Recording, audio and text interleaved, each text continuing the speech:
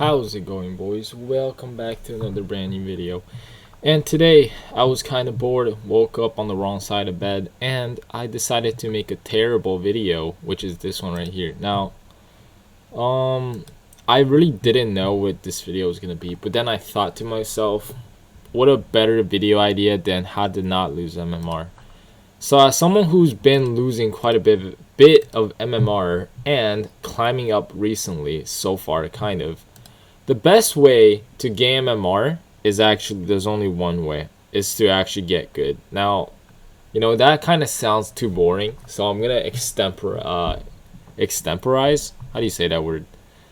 But yeah, so there's a couple key factors into gaining MMR if you didn't know. From someone who's actually been in the fucking herald rank and climbed his way to the immortal rank, now drop back down to divine trash. I'll give you some tips, boys, or whatnot, so you might appreciate this. So, you know, a lot of people who are in high MMR, generally they started in high MMR and they just stood there forever. People who are in low MMR just stay there forever. You know, if someone was in the Guardian, he's gonna go up to like Crusader and go back to Guardian, maybe Archon, but he's gonna stay trash tier in the trench for the rest of his life. Now, if someone calibrates at fucking Divine or Ancient, they can get to Divine and just stay in Divine forever. Or just low Immortal. Now, there's very rarely where you will see someone who started in the Herald rank and got to Immortal rank in a relatively fast amount of time. And that is because not many people can actually improve in life. It's not just Dota. Okay, there's not many people. If you look around in the world, there's not many people who go from the poor to the rich. There's not many people who go from a lower position to a higher position. Usually those people are far and few in between. Now, I'm about to break the secret to you, at least for Dota, and that is this. There's actually a couple things you have to know when gaining MMR. The most easy one, which is just pick one role. Now, which role you should be playing. So there's actually two different arguments.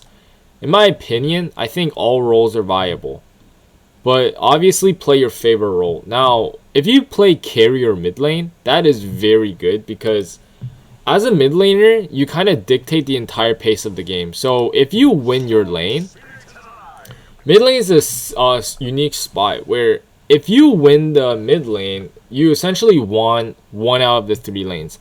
Now, you only have to win one of the other lanes in order for your team to be ahead. Now, in Dota, if you win all 3 lanes, the game's probably over at like minute 20.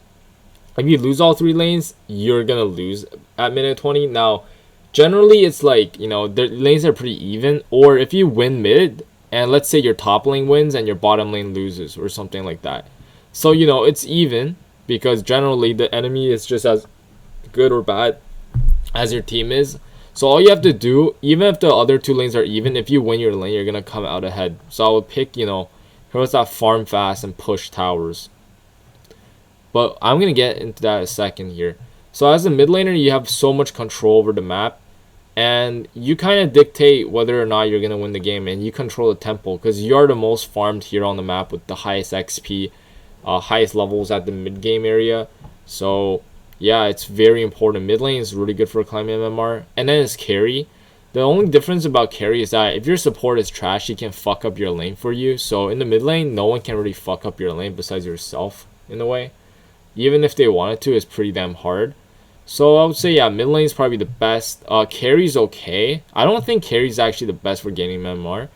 Because, well, there's some carries that's okay, but some carries are kind of trash. Supports are actually very important too because generally people don't really know how to play support. People play carry, but they don't really know how to play support actually. There's very few support that are actually doing a good job. You see many of these support line pickers that they think they're doing a good job, but they're absolutely doing fucking nothing.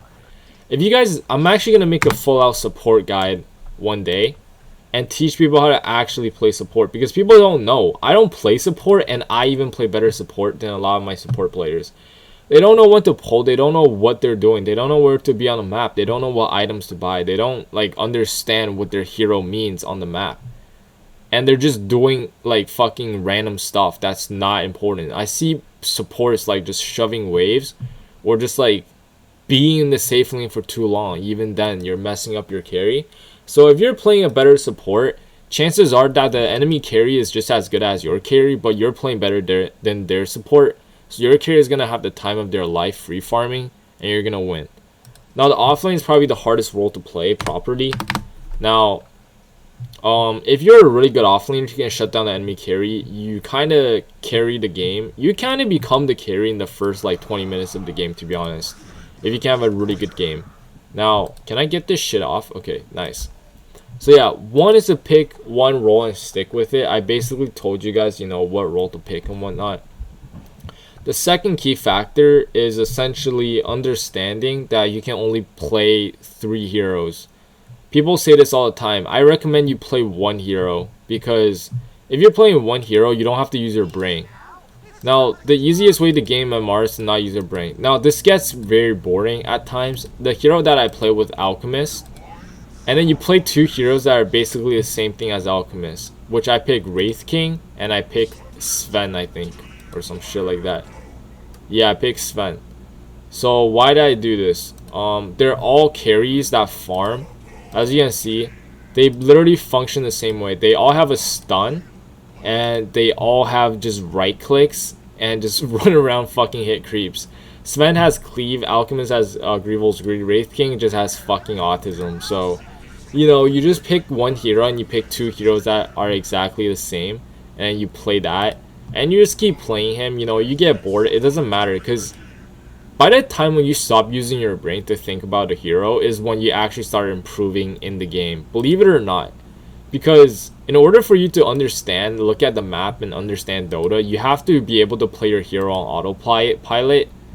And if you're too worried about like casting spells and shit, you're not looking at your map positioning, you're not looking at anything really. You're just focused on your hero, which is, not good, and you're not going to improve. So I would just say stick to 1 hero if possible and pick 2 other heroes that are basically the same thing.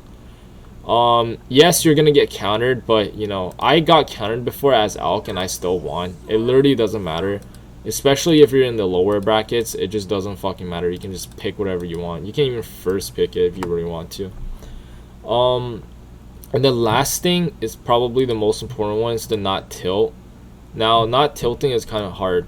The easiest way to not tilt is that if someone's acting autistic on your team, or if they're just not being a good teammate here, they're trying to be quote-unquote toxic, all you have to do is just mute them. Like, I muted so many people. You don't have to talk to them.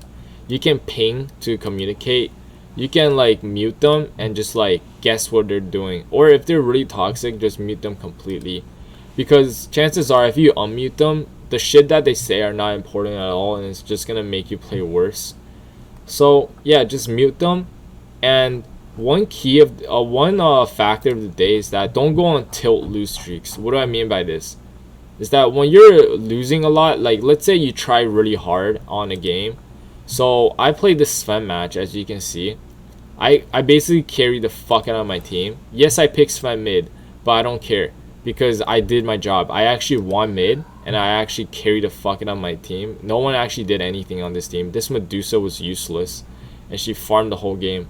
Yeah, she farmed more than me. So, I was super tilted after this game, but I just mute them. And basically what you do is that once you lose a match, you just stop playing for the day, or stop playing for however. So I stopped playing for 2 days, and then I came back 2 days later or a day later, and I played. Same thing happened, where I was playing mid lane Sven again, because I was trying to do my carbon crawl. Whole team was feeding, as you can see.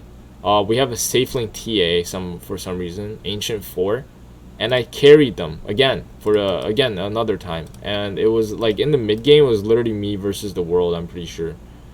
Yeah, something like that. So if I were to queue right after back to back, I'm telling you, I'm gonna lose this game, because one, I'm gonna be tilted. I'm not gonna play properly. And one thing you're gonna realize is that once you start tilting, you start playing heroes that you don't normally play just for the sake of it, and then you start losing more. So it's fine. Gaining MMR is a marathon, guys. It's not something you do in one day. You have to understand that. People say they understand that, but they really don't. They really want to gain that MMR really fast, but it's a marathon, so you have to take your time essentially. If you lose a game, just take a break, because the games are always going to be here. Your MMR is always going to be back the next day. You're not missing out on anything. All you have to do is make sure you're in a good mood. You're trying to play. You want to play Dota and you want to have fun and you want to improve, most importantly. If you find yourself just tilting, just don't queue, because you're gonna lose, and then you're gonna wanna, you lose one game, you say, oh fuck, that was bad, and let's try again, and then you're more tilted, and then you're gonna be like, fuck, I wanna get to a win so I can go even for the day, and then you go on lose streaks, and then before you know it, you lost like 300 MMR.